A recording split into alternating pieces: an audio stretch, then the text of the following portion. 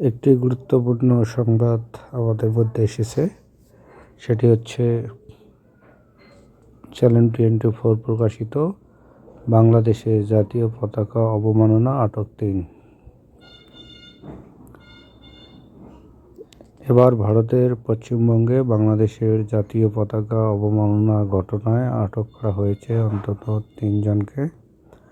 পশ্চিমবঙ্গের বাসারাত স্টেশন সংলগ্ন এলাকায় সড়কের লাল সবুজের বাংলাদেশের জাতীয় পতাকা এঁকে তা পা দিয়ে মাড়ানোর অভিযোগ। ঘটনাস্থল থেকে পুলিশের হাতে আটক বজরঙ্গ দলের ৩ সদস্য আরশ দাস, সুবীর দাস, রিপন চ্যাটার্জি। তাদের অভিযোগ, বাংলাদেশে ভারতের জাতীয় পতাকা অবমাননা হয়েছে, তাই ভারত ও বাংলাদেশের জাতীয় পতাকা অবমাননা করার চেষ্টা হয়েছে।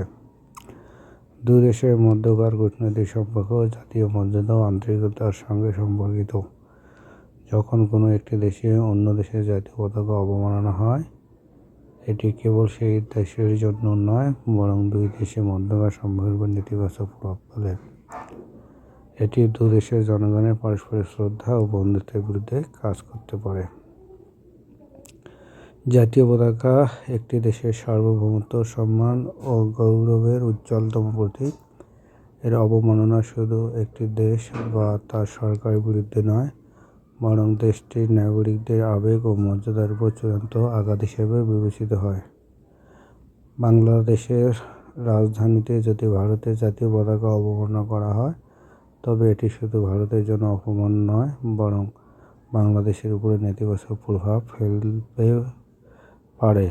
কারণ এমন কর্মকাণ্ডে দেশের কূটনৈতিক ও সামাজিকভাবে সমালোচনা হতে পারে।